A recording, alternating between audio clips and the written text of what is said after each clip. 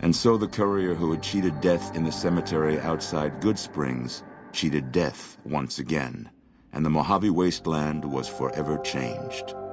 The courier, with the aid of Yes Man, drove both the Legion and the NCR from Hoover Dam, securing New Vegas's independence from both factions. With Mr. House out of the picture, part of the Securitron army was diverted to the Strip to keep order.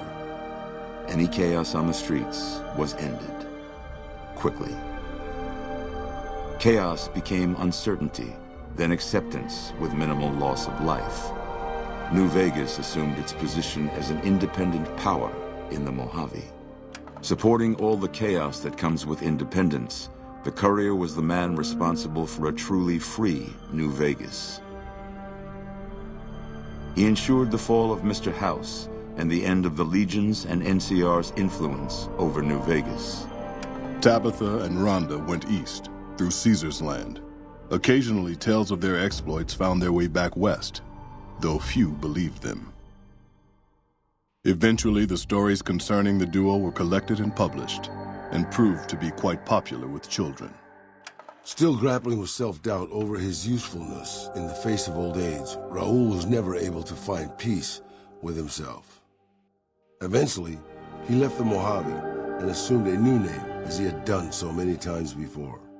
Though the wasteland became anarchic after Hoover Dam, the Boomers' display of power dissuaded fortune seekers from attempting to penetrate Nellis. After the courier ensured New Vegas remained free, the followers found that independent Vegas was even more unstable and violent than before. Old Mormon Fort became excessively burdened by the influx of patients, struggling to provide even the most basic of services. Arcade was tending to the locals of Freeside when he learned that Caesar's Legion had been defeated, and NCR was being pushed out of New Vegas. Though he found that independence for New Vegas was not all he hoped it would be, Arcade did his best to help the locals govern themselves. With New Vegas's independence formally declared, Goodsprings thrived. More travelers stopped by Goodsprings on their way to and from the Strip, and the locals grew prosperous from the traffic. The slaughter of the Van Graffs and the Crimson Caravan caused no end of trouble for NCR back west. Already struggling, NCR's supply line suffered further as the two caravans withdrew support until the massacre in the east was resolved. Cass lived to see the courier bring down 3 armies, and by her count, that was 3 more than she'd expected. She kept quiet about that, though. During the Battle of Hoover Dam, the Great Khans quickly evacuated Red Rock Canyon and headed north and east into the plains of Wyoming. There, they reconnected with the followers of the Apocalypse and rebuilt their strength. Bolstered by ancient knowledge of governance, economics, and transportation, they carved a mighty empire out of the ruins of the Northwest. Thanks to the courier and Lily, a cure for the Nightkin's schizophrenia was found shortly after Dr. Henry's experiment concluded. Nightkin and other super mutants in the wasteland flocked to Jacobstown, and the town became known as a haven where a mutant could find peace.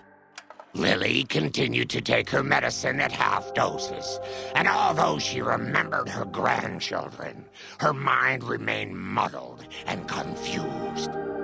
Eventually, she parted ways with the courier and traveled west, seeking the remnants of her past. The Kings retained their control of Freeside, and while they continued to favor the needs of locals, they tolerated the citizens of the defeated NCR. Revitalized by Violetta's brain, Rex eventually learned to balance the memories of his old life with Violetta's experiences among the brutal fiends. His mind had difficulty adjusting, but Rex eventually found peace with his new, more vicious self. Driven into a frenzy by their use of Psycho, the Misfits inflicted heavy casualties on the Legion during the defense of Camp Golf. At first, they were commended for their valor, but eventually, desperate for more of the chem, they turned on travelers in Outer Vegas. For their dishonorable conduct, the NCR court-martialed and executed them by firing squad. Though Novak was a low-priority target for the Legion, Many of Novak's citizens died in its defense.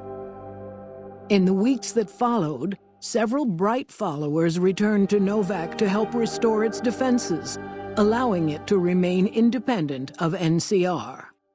After Hoover Dam, the leaderless powder gangers at the correctional facility vanished into the wastes, leaving the prison empty. The correctional facility became another abandoned ruin in the wasteland, its carcass occasionally picked over by enterprising prospectors. After the majority of the Vault 19 powder gangers joined the Great Khans, the weaker members scattered throughout the Mojave wasteland. Though a few managed to erase their past, most never survived the journey. After Hoover Dam, Sheriff Myers runs Primm with his own style of frontier justice. He deals with most folks fairly, but now and then someone winds up dead with little to no evidence against them.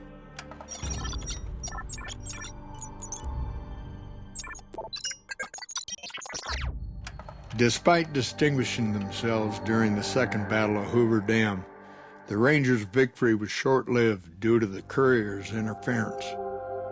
Chief Hanlon personally directed the evacuation of the Rangers to Mojave Outpost as they fell back into NCR territory. Bitter over the waste of life in the Mojave, Hanlon stepped down from his post. After a campaign in which he denounced Oliver's and Kimball's hawkish, imperialist ways, Hanlon was elected as the Senator of Redding. After their bold arrival at Hoover Dam, the remnants disappeared as quickly as they came. Legends of their power spread throughout the Southwest, a reminder of why people once feared the sight of vertibirds in the sky. And so the Courier's road came to an end, for now. In the new world of the Mojave Wasteland, fighting continued, blood was spilled, and many lived and died just as they had in the old world. Because war never changes.